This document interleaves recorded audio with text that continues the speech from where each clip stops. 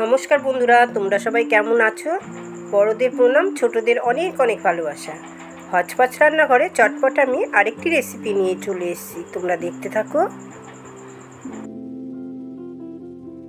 চলো কি বানিয়েছি তোমাদের দেখাই।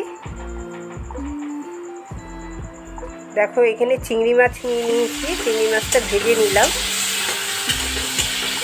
নুন হলুদ মাখিয়ে ভেজে নিলাম। এবারে দেখো, পাট শাক এখানে রয়েছে। পাট শাক দিয়ে চিংড়ি মাছ রান্না হবে। পাট শাক কাটা আগে তোমাদের আমি দেখিয়েছি কিভাবে কাটতে হয়। আজকে সেরকমভাবে দেখাচ্ছি না। এরকম মাঝখান থেকে শিরাটাকে ফেলে দিতে হয়।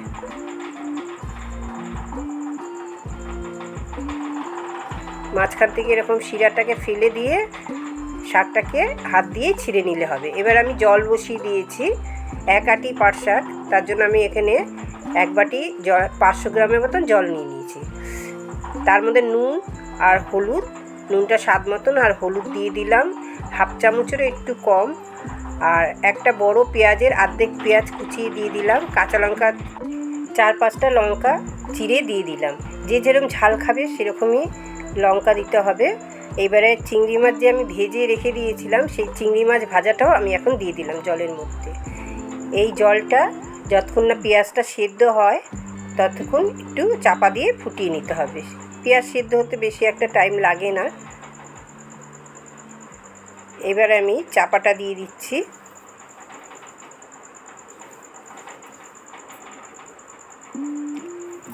দেখো, সেদ্ধটা হয়ে গেছে। এবার আমি পাট শাকটা দিয়ে দিচ্ছি। পাট শাকও বেশিক্ষণ সেদ্ধ হতে লাগে না, 2 মিনিটের মতন সেদ্ধ হবে। তারপরে আমি সাঁতলে দেব। একটু নেড়ে দিচ্ছি, দিয়ে আমি আবার চাপা দিয়ে দেব।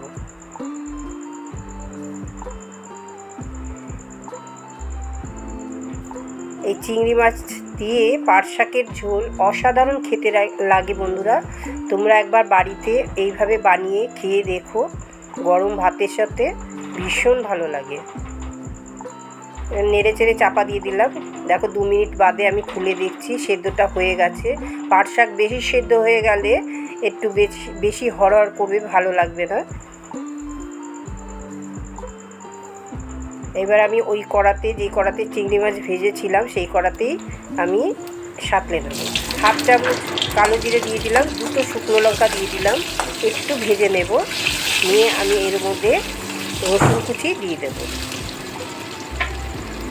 প্রয়োজন মতন রসুন কুচিটা দিতে হবে। আমি এখানে 1 চা চামচ রসুন কুচি দিয়ে দিলাম, আর 2খানা কাঁচা লঙ্কা চিড়ে দিয়ে দিলাম আবার আমি।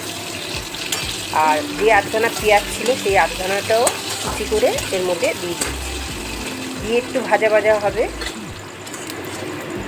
একটু লালচে করে ভেজে নিলে গন্ধটা খুব ভালো লাগে।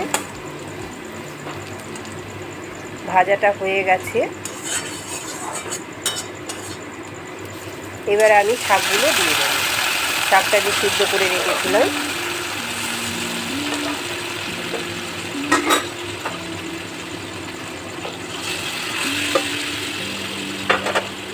নুন চিনি স্বাদ মতন দিয়ে দিতে হবে।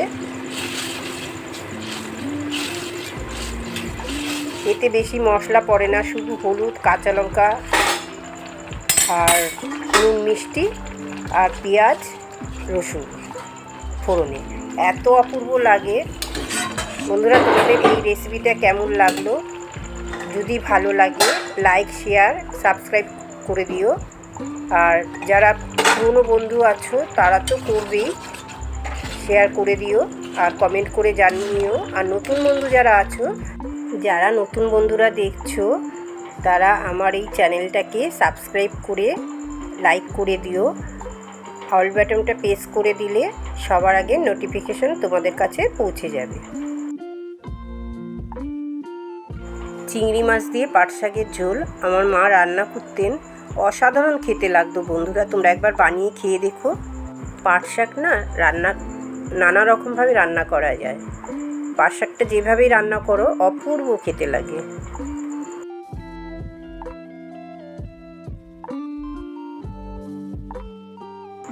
আর তোমরা সবাই বন্ধুরা খুব ভালো থেকো, সুস্থ থেকো।